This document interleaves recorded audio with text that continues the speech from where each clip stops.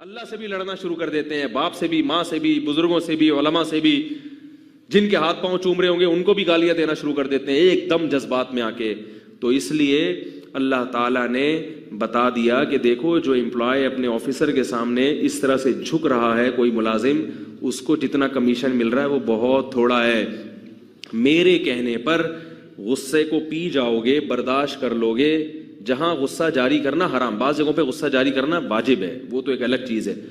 تو میرے کہنے پر اگر پی جاؤ گے، برداشت کرو گے، تو میں جو تمہیں کمیشن دوں گا وہ اس کمیشن سے بہت، بولو بھائی، زیادہ۔ اب وہ کیا کمیشن ہے میں بتانے والا ہوں ٹھیک ہے نا، وہ کیا کمیشن، تو وہ بہت، کیونکہ مشکل بہت ہے، کمزور پہ غصہ آئے اس کو پینا بہت مشکل کام ہے، بہت مشکل کام ہے۔ تو اللہ نے کیا فرمایا، صحیح حدیث ہے، صحیح مسلم کی یا صحیح بخاری کی، فرمایا کہ جو شخص غصے پر قادر تھا پھر بھی غصے کے کڑوے گھونٹ کو پی لیا، قیامت کے دن اللہ تعالیٰ میدان حشر میں اس کو بلائیں گے، وَيُزَوِّجُهُ مِنَ الْحُورِ الْعِينِ مَا شَاءَ، کہ اللہ کہیں گے یہ اتنی ساری لاکھوں کروڑوں حوریں کھڑی ہوئی ہیں، ان میں سے جس سے کہے گا تیرا نکاح، بولو بھائی، کر دو، جس سے کہے گا تیرا نکاح۔ ایک تو جنت کی حوریں، کیا خیال ہے، وہ ویسے ہی مشک و عنبر سے بنایا، پھر ان میں سے بھی آپ کو چوائس دی جائے، کیا خیال ہے، آپ کو کیا دی جائے کہ ان میں سے جس پہ ہاتھ رکھے گا وہ تیری ہو گئی۔ ایک دفعہ غصہ کا گھونٹ پینے پر یہ اللہ کی طرف سے اجر ہے۔ اب اس میں لبرل لوگ تو بولیں گے کیا ان لوگوں کو حوروں کی لالچ میں رکھا ہوا ہے؟ بھائی ہم اللہ پر ایمان رکھتے ہیں، اللہ کی آیات پہ ایمان، اللہ انسان کی فطرت کو جانتا ہے، مرد کی فطرت کو جانتا ہے، اس لیے اللہ نے ہمارے لیے وہی چیز بنائی جو اللہ کو پتہ ہے ان کو سب سے، کیونکہ جو لبرل لوگ ہیں نا ان کو بھی اگر یہ چوائس دی جائے تو سارے اچھے اچھے بن کے دنیا میں یہ چوائس دے دیں نا، دنیا میں کچھ 15-20 حسین عورتیں کھڑی کریں اور یہ جو اسلام پر اعتراض کر رہے ہیں ان سے بولیں کہ تم یہ کام کرو، ان میں سے جس پہ ہاتھ رکھو گے تمہاری ہو جائے گی، پھر دیکھو پوری رات تہجد میں کھڑا رہے گا، عشاء سے لے کے، جو مذہب مخالف ہے نا، عشاء سے لے کے فجر تک، فجر سے لے کے پھر عشاء تک نماز ہی پڑھتا رہے گا بیٹھے۔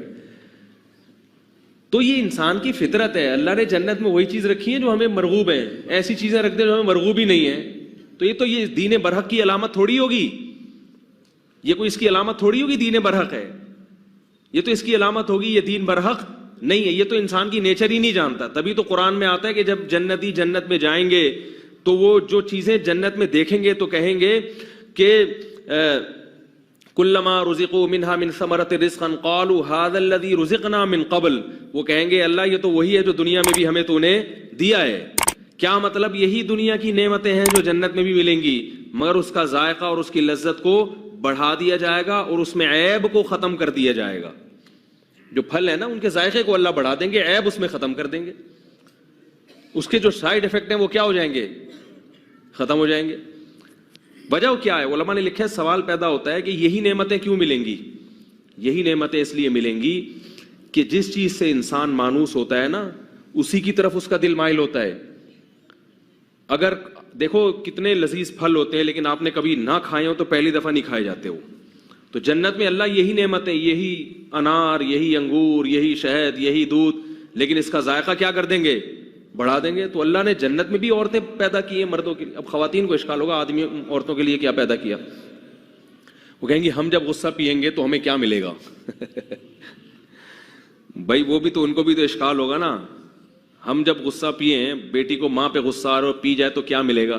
تو بھائی آپ کو بھی کچھ ملے گا، کیا ملے گا یہ مجھے نہیں پتا، کیا ملے گا یہ مجھے، لیکن ظاہر ہے جب مرد کو اتنی کوئی نعمت مل رہی ہے تو عورت کو بھی کوئی نعمت ملے گی، کیونکہ اللہ نے آخرت کے معاملے میں مرد اور عورت کا فرق نہیں رکھا۔ یہ تو قرآن میں جگہ جگہ ہے کہ دونوں کو اجر ملے گا، تو وہ چونکہ ان کو کے لیے حور میں دلچسپی نہیں ہے نا ان کو، تو ان کو کوئی آدمی مل جائے گا کوئی یہ اللہ ہی جانتا کیا ملے گا، لیکن ملے گا بہرحال، کیونکہ بہت بڑا ثواب ہے، کیونکہ اللہ نے اہل جنت کی علامات بیان کی ہیں، والکاظمین الغیظ، یہ غصے کے کڑوے گھونٹ کو پیتے ہیں۔